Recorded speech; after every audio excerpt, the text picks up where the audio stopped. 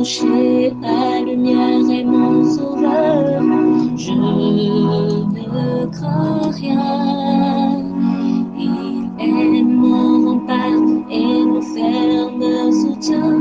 De qui pourrais-je avoir peur?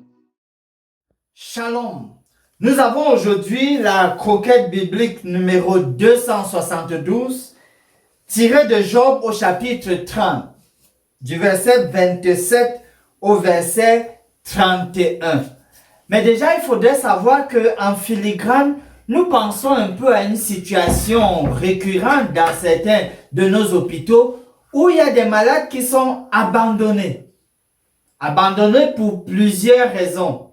Souvent des raisons économiques, mais il y a aussi d'autres raisons d'un point de vue familial, amical et autres. Voici ce que dit Job dans sa déclaration. Je marche noirci, mais non par le soleil. Je me lève en pleine assemblée et je crie.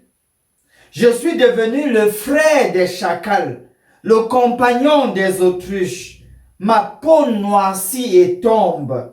Mes os brûlent et se dessèchent. Ma harpe n'est plus qu'un instrument de deuil et mon chalumeau ne peut rendre que des sons plaintifs.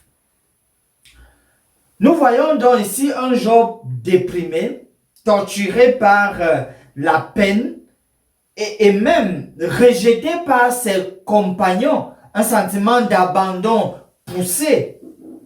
On pourrait même aller jusqu'à dire un Job enlaidi, défiguré, puisqu'il y a d'autres passages qui font allusion à cela. La douleur défigure, elle transforme même le visage, puisqu'il ne rayonne pas. Par rapport donc à ce problème d'abandon des malades, observons qu'il y a un certain nombre de petits points à prendre en compte pour prévenir ce genre de situation et éviter qu'on se retrouve dans des cas où on a abandonné des malades.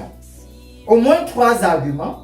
Le premier, c'est qu'il y a des impératifs bibliques qui voudraient que nous puissions aider les personnes malades. La Bible nous donne des impératifs dans ce sens. Et si on le fait, on ne va donc pas les abandonner. Deuxième élément, l'essentiel même des droits de l'homme.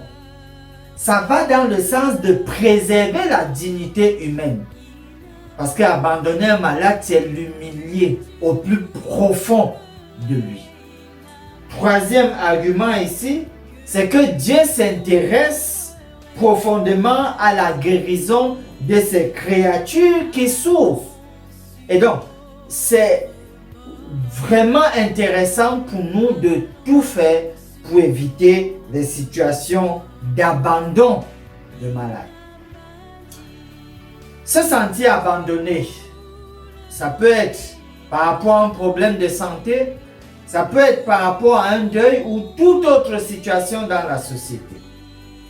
Si jamais vous pourriez vous retrouver dans ce genre de situation et expérimenter ce sentiment d'abandon, souvenez-vous toujours du psaume 27, le verset 10.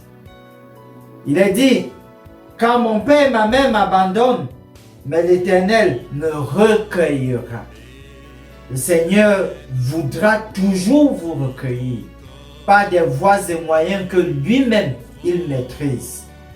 Mais restez confiants en Dieu. Il fera tout pour vous recueillir, quelles que soient les difficultés par lesquelles vous passez.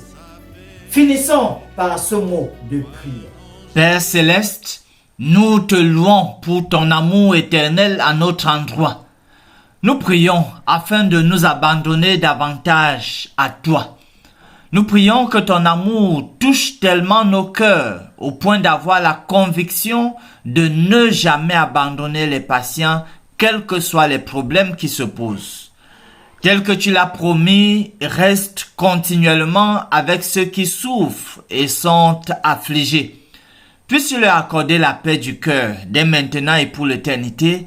Au nom de Jésus, nous prions. Amen. Âme espère en l'Éternel, mon âme espère en l'Éternel, qu'un chant s'élève au Dieu du ciel, qu'un chant s'élève au Dieu du ciel, mon âme espère en l'Éternel.